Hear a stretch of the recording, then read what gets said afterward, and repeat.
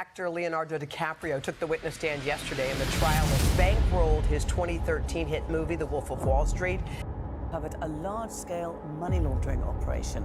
The scheme implicates some of the... extensively all over the world to launder money. If I was to estimate based on the amount of accounts I seen of that nature, it would have to be millions and millions of dollars that are laundered every year. It could be simple to make money the wrong way, but it may be more challenging to spend it recklessly, since that gives government agents a way to sneak into your business activities. But as time evolves, so do criminals. They always find a method to solve their problems. This is where the act of money laundering comes into play. Money laundering is not a new activity.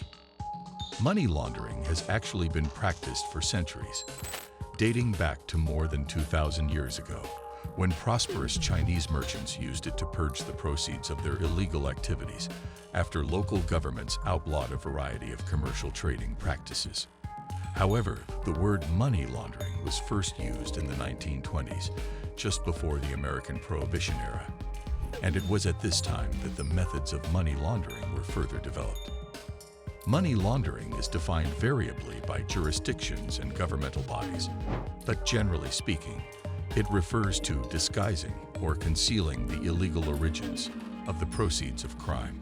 It is necessary for organized criminals to clean the dirty money obtained through illicit activity, because, without cleansing, the money is practically useless.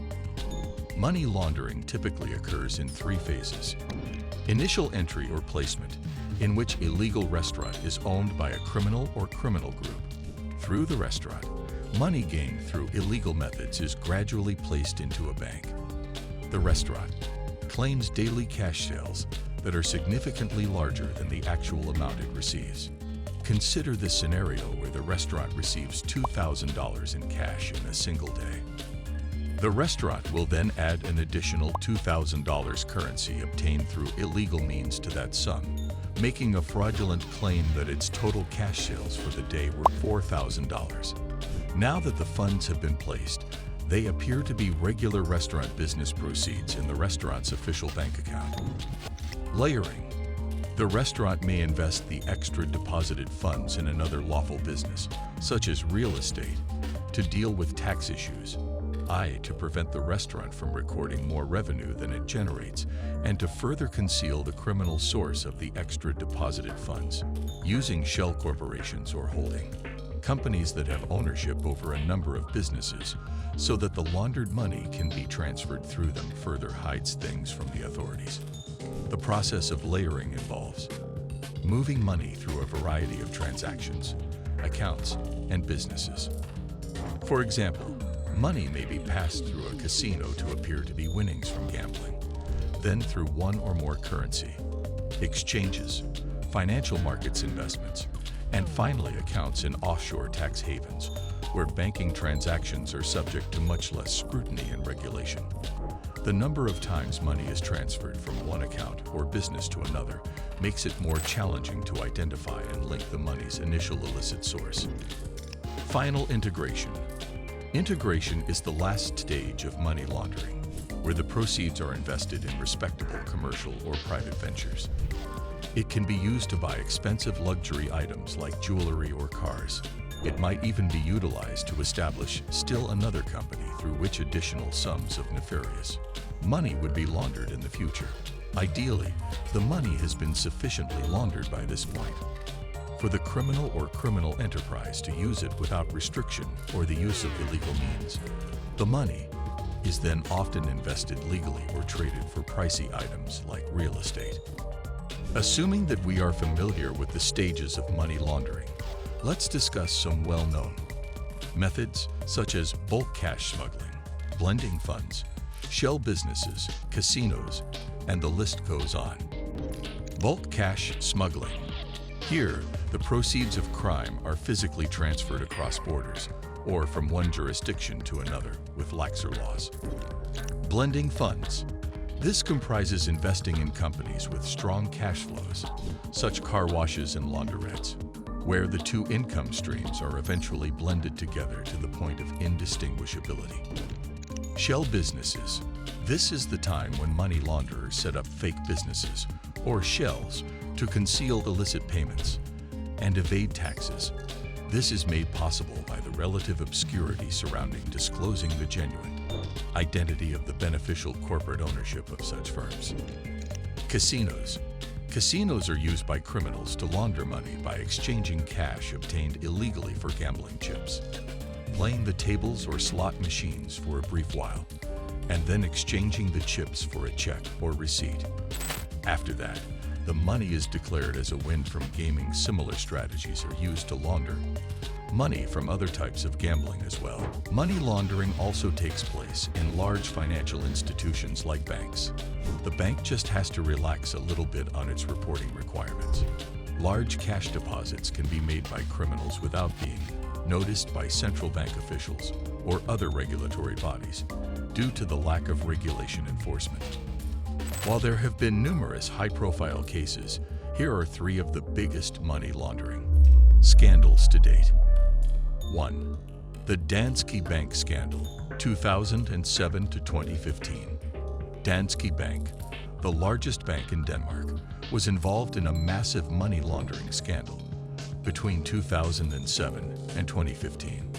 Around 200 billion euros, $230 billion of suspicious transactions flowed through the bank's Estonian branch, with most of the funds originating from Russia and other former Soviet states. The scandal exposed significant failures in Danske Bank's anti-money laundering controls and resulted in regulatory investigations, large fines, and management changes. 2. The BCCI Scandal, 1980s. The Bank of Credit and Commerce International, BCCI, was a global bank involved in widespread money laundering, fraud, and illicit activities throughout the 1980s and early 1990s. BCCI facilitated money laundering for dictators, criminals, and terrorists by manipulating accounts, creating shell companies, and bypassing regulatory controls. The scandal resulted in the bank's closure in 1991, leading to one of the largest banking collapses in history. 3. The HSBC Money Laundering Scandal, 2012. HSBC, one of the world's largest banks, was involved in a money laundering scandal in 2012. The bank's lax anti-money laundering controls allowed drug cartels and other criminal organizations to launder billions of dollars through its branches. The scandal revealed systemic deficiencies in HSBC's compliance programs and resulted in a $1.9 billion settlement with U.S. authorities. Remember that money laundering can be utilized for some criminal actions, such as supporting terrorist organizations. Money is typically a necessity for terrorists and terrorist organizations in order to support themselves and do terrorist acts. The term terrorist financing refers to the techniques and tools employed by terrorist groups to raise money for operations that endanger both domestic and foreign security. Money, which can come from a wide range of sources, gives terrorist organizations the ability to carry out terrorist actions. Money can come from both legal, such as company revenues and charitable donations, and illegal, such as the drug trade, the smuggling of weapons, and kidnapping for ransom sources. While a money laundering scheme is usually circular and the money eventually ends up with the person who generated it, a terrorist financing process is typically linear, and the money generated is used to propagate terrorist groups and activities. Thank you for joining me as we explored the intricate realm of money laundering today. It's critical to comprehend the grave consequences of this illicit conduct that wreaks havoc on our global financial systems.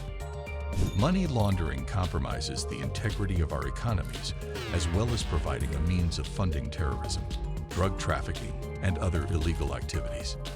By becoming more aware of the strategies and procedures employed in money laundering, we can be more watchful and help create a more secure and open financial system. Hope this video has provided you with valuable insights and raised awareness about the money laundering. Remember, it is our collective responsibility to report any suspicious activities and support measures that promote accountability and transparency. Let's spread awareness and work together to combat money laundering in order to safeguard our financial systems and protect our societies. If you enjoyed this video, please like, comment, and subscribe to my channel for more informative content. Thank you for watching, and I look forward to seeing you in my next video.